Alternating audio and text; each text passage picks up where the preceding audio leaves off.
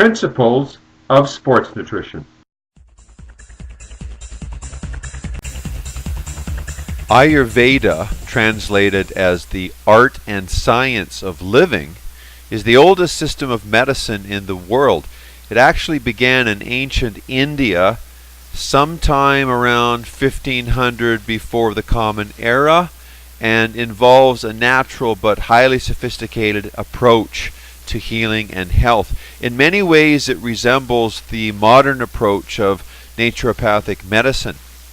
Ayurveda attempts to overcome illness and strengthen the entire individual using the tools of nature. It is truly holistic and based on a reasonable approach of Newtonian cause and effect. The tools used are primarily air, water, herbal medicine, foods, spices, colors, metals, gems, and sound. The goal of Ayurveda is to help each individual determine their true potential by developing an intimate knowledge of living. Through determination of body type and constitution of the individual, observations are made regarding inherent strengths, weaknesses, and physiological tendencies. Body type includes the subtle thoughts of mind, the expression of soul, and the uniqueness of personality. Ayurveda is therefore truly psychophysiological. In the Ayurvedic model, health is defined as soundness of body, mind, and self.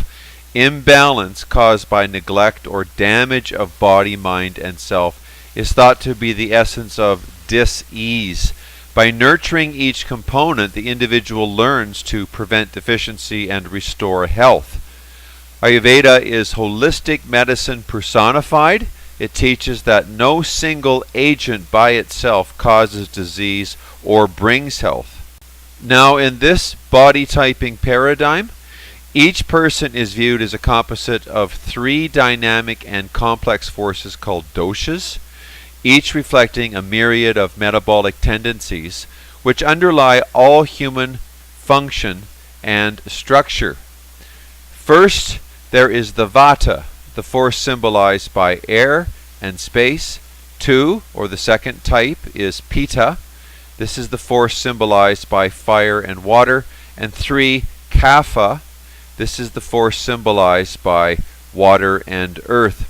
So each of us are individuals, and we're comprised of all three doshas, but in combinations that make us all unique in our phenotype, which is how our genes or our genome expresses itself.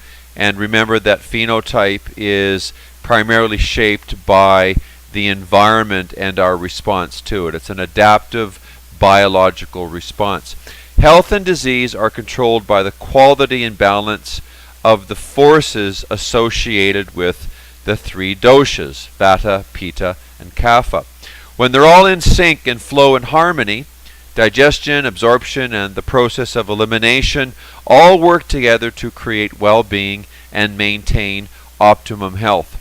On the other hand, symptoms of imbalance, such as infection, fatigue, constipation, depression, and weakness, suggest that one or more of the doshas, these forces, these natural biological forces, are deficient or excessive.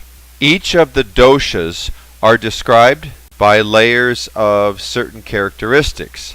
For example, the vata type, light, thinner build, performs activity quickly, has a tendency towards dry skin, an aversion to cold weather, irregular hunger and digestion, quick to grasp new information, but also quick to forget it.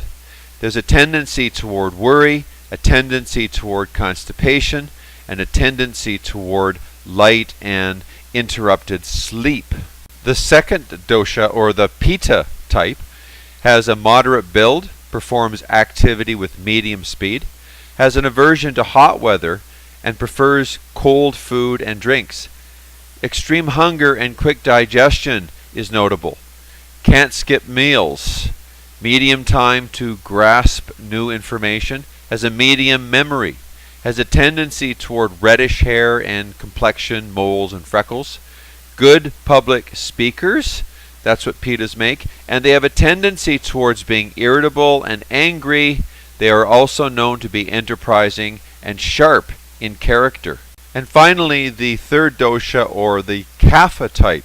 Solid, heavier build, great strength and endurance, slow and methodical in activity, oily, smooth skin, slow digestion, mild hunger, tranquil, steady personality, slow to grasp new information, but slow to forget, slow to become excited or irritated.